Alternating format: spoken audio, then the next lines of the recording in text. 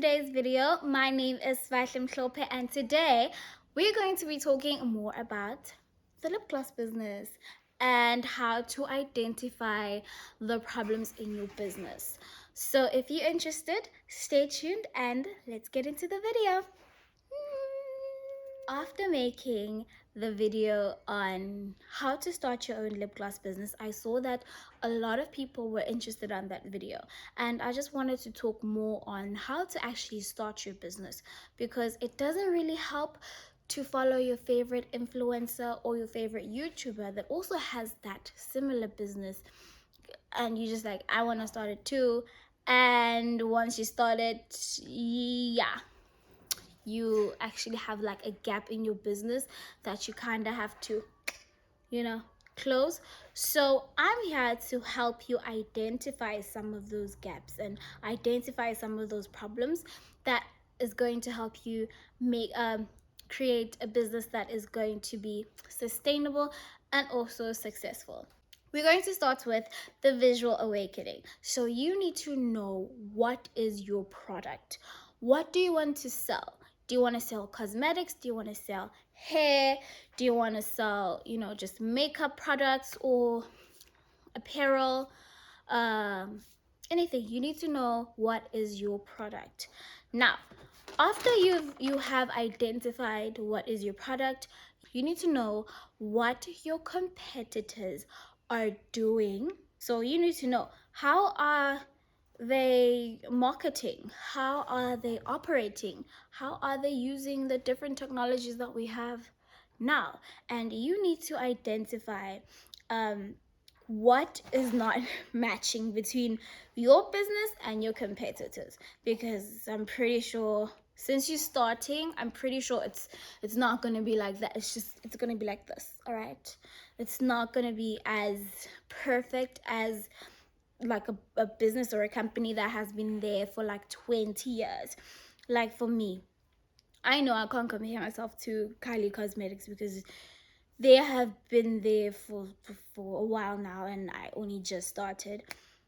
And I'm a one-woman business, and they have a team. So I can't really compare my progress with her progress.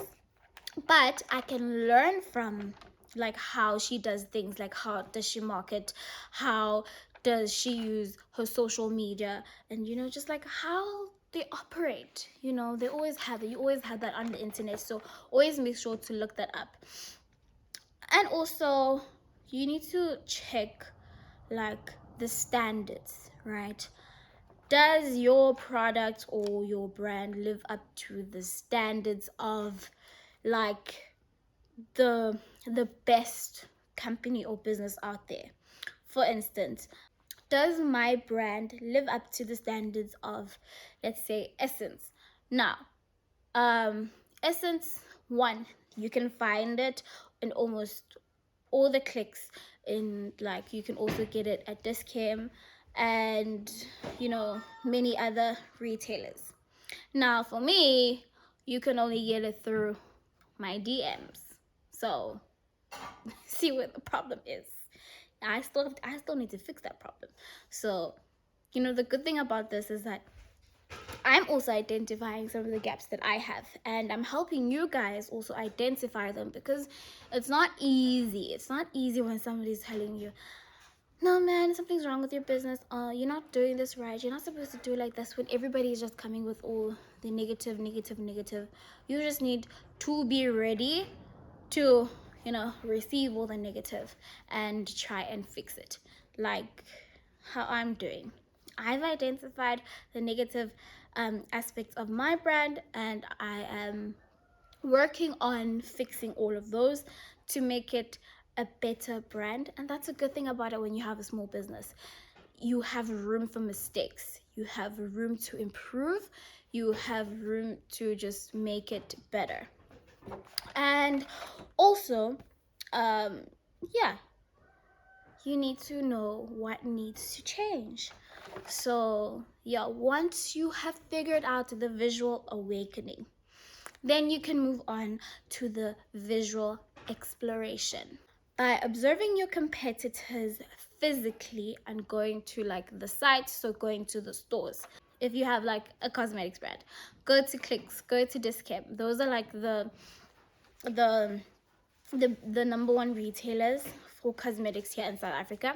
So go to those stores, see, you can even ask the salesperson, which are the products that sell the most, which are the lip glosses that sell the most, and look at that product visually.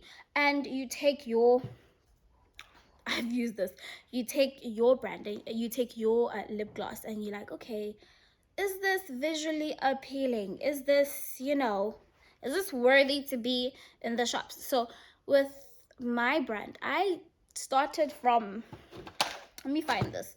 I started from this, right? This was like one of my OG, lip glosses. There weren't any lip gloss brands or products that actually looked like this. So yeah, I could say it's a bit unique. I mean, I had butterflies in there. It's a bit unique.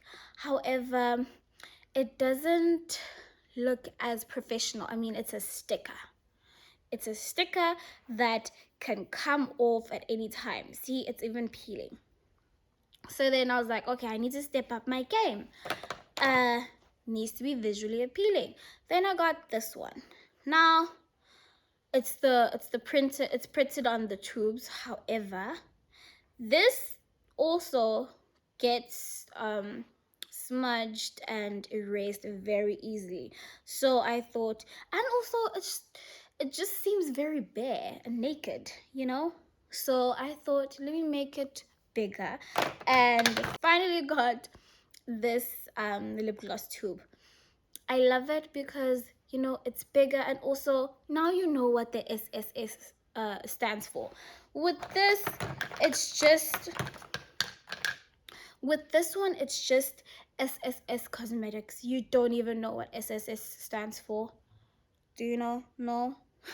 So with this one, at least I have the SSS, and I have Sibahle Sisonke Cosmetics there, so you know what the SSS stands for. You don't have to guess like something something something something cosmetics. No, you need to look at what can you change physically about your product that is going to get you more customers.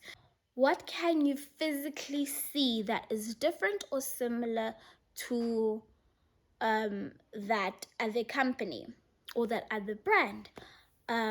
With this observation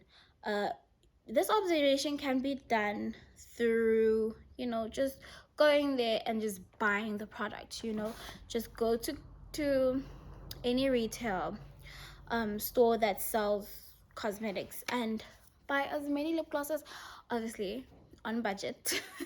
Yeah, if you have a budget for that, you don't necessarily need to buy it. You can also go there and just like try the testers, try the testers, because they always have testers displayed.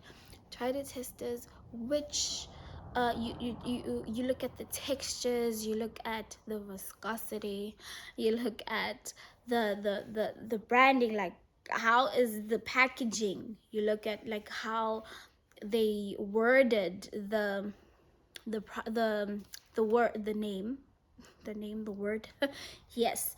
And you look at the fonts that they're using, you look at the prices, which is also very important. You look at the prices, and with that's also another thing that becomes really, really hard as a small business, because you can't really compare your prices to like more retail worthy product that's already in shelves. It becomes really hard because you try to price as close without actually calculating, without doing the actual calculations, and you just like guess, okay, since for example, since shine is let's say 57 rand, so I'm gonna price my lip glosses at 55 rand, right? Mine are 55 rand. However, you see, now I'm pricing less than shine, and I'm forgetting that they've been there longer. Like, they're probably making profit. I'm probably making like a 3 rand profit, No. Whereas you need to do calculations. That's actually not how much I'm making. I'm actually making more than that. But you need to do the calculations correctly. Count everything. Count the labor. Count the shipping. Count all the ingredients that you used. Count your time, that you put in to actually make the product, which is also very, very important. And after doing that, you need to do a visual strategy fair. Now, you need to picture what you want your product to be, right? You need to have like an ideal product in your head, in your mind, and picture that, and you try and like do like a canvas on it, like what you want your product to look like, what you want your product to be, who are the people that you want to buy your product, how you want your business to operate. Try and get information from customers. Try and get information from like the bigger companies. Also look at the smaller companies, because you can also learn a lot from the smaller companies, because since they still have room for mistakes, they know what not to do and what to do. And the big companies, they also know what not to do and what to do. Like, try and question and ask questions from like different brands. Hopefully you will get your answers and you will know what to do and like how to change. Now we have visual communication. So now you have your ideal that you have in your head. This is what I want my product to be. And then you have the products that you already had before looking at what you want it to be. And you try and compare which one is better, which one needs a little bit more work. Like, how can you work on it? Like the before, how can you make the before like the after that you want your business to be like. You need to compare and you need to choose which one you want to go with, really. And with that, you can close the gap of like, what is missing in my brand? Like, how is it supposed to look? Like, yeah, you close that gap through the marketing, and also you have room to create a unique company that is all done by you and your, like, how you want your brand to be. At the end of the day, it's all about, yeah, as much as it's all about the product actually selling, you need to be selling something that you love. You need to be selling something that you are 100% happy about. Don't just be like, okay, I'm going to like I'm going to look at just Maybelline product. I want my product to be just like Maybelline. But you end up doing that, buying packaging that is similar to that, but then at the end of the day, you're just not going to be happy with it, because it's not your idea. It needs to be your idea. It needs to be your brand. You need to have that unique aspect of it. Not everything needs to be copied, Sometimes your brand and your business does need that you in it, So, yeah. After that, lastly, you need to identify your target market. Now, I cannot stress enough how important that is, because you have just created this product, right? You've just created this product. Now you want to sell it. Who are you going to sell it to? Like, who are you targeting with this? So with me, when I started my business, I was in university. So I started in 2019. So I was lucky enough to have a lot of young people around me, so it was much easier for me to sell the products, because everyone was using the Shine lip gloss from Essence. Now it's just called Shine, I think. Yeah, that lip gloss from Essence, the clear one. If you know what I mean, you know. And also they're also using lip therapy. We'd also get it from Discam. And I was like, okay, a lot of people are using lip gloss. Like, a lot of us are using lip gloss. Let me just make lip gloss. And it was such a success because everybody was using lip gloss. So it was much easier for me to actually sell it to my peers at that time. And then I graduated, I moved. Unfortunately, I live in the rural areas. And it became really, really difficult to sell my product here because it is not an essential. It is not something that, they use often. They rather just use Vaseline and get on with their day, which is nothing wrong with that. So I needed to take a step back and just look at it. What can I do now, right? I don't have the people that used to buy anymore. How can I sell to the people here? And I had to really think about this. Now, what was good was that there's a clinic nearby, there's a police station nearby, there's plenty of schools in my area. And I was like, I want to target the teachers. The teachers could probably buy, the the police woman could probably buy, which was scary, but they actually did. And the nurses, oh, believe it or not, the nurses were actually so kind and actually really liked my product.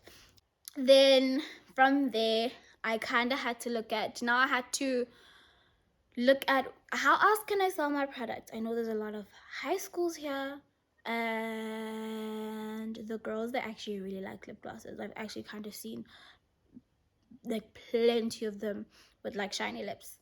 I don't know if they're still allowed. However, they actually really like my product. So that was also like a huge plus. Yeah, so those are some of the things that you have to look at when you want to start your business. Like, don't just start it because you're just starting it and you don't understand it. It is very important to understand it, because if you do it without understanding it, you're just gonna crash and it's just gonna become boring, and you're just not going to be able to see the improvement. So you need to work on it. You need to have, as much as you can look at other brands and other people and like how they do their thing, you also need to have a little sprinkle of you, right? Not a sprinkle, a lot of sprinkle, like a lot of you. Yeah. So like me, like, come on, this is where I started. Like, this is where I started, and it took a lot of and this is where I am now. It took a lot of time and effort and phone calls and emails and it just took a lot. It took a lot of work, and I'm still not done, because I know that I'm still not, as relevant as I want to be, and I'm still working on that. I'm working on that through my social media. I'm working on that through my my through what? Through my social media, through my physical engagements with people. Like, everywhere I go, I always have my product with me. I'm always like, hey, Sasha, like, this is my lip gloss. Would you like to buy? I still do that. I'm also still trying to grow because I've been doing it the manual way. I want to do it now. I want to use technology into it. So I need a website. I'm working on that. I've been saying I'm going to work on a website. I did, and then things just didn't work out. And now I'm doing it all over again by myself now. It's been stressful, but I'm working on it. And I know that once it's done, once it has a little bit of me, it's gonna be perfect, and it's gonna be up and running and ready for you guys to shop. So stay tuned for that, because that is one of my future goals. Also, you need to have goals. You need to have goals in your business, because I know there's like certain milestones you get over, and you'll see, guys. Starting a business is really hard, but it takes a lot of hard work, and it takes persistence. Yes, and consistency. You need to be patient. You need to keep doing it. over and over. Try again. You fail, try again. I failed so many times, and I keep trying, and the more I try, the more it grows, even with YouTube. Literally, I had 2 subscribers. It was my mom and my sister. Funny, it was my mom and my sister, and right now I'm on my way to 100 subscribers, which is 100 people. I don't know if I know 100 people. I don't think I have 100 people on my contact list, but yeah. Well, I hope this video helped you guys a lot. I hope that you guys can start your lip gloss business and your journey is going to be fruitful and successful. Thank you so much for watching. I hope this was very informative for you guys. I love you guys so much. Bye guys.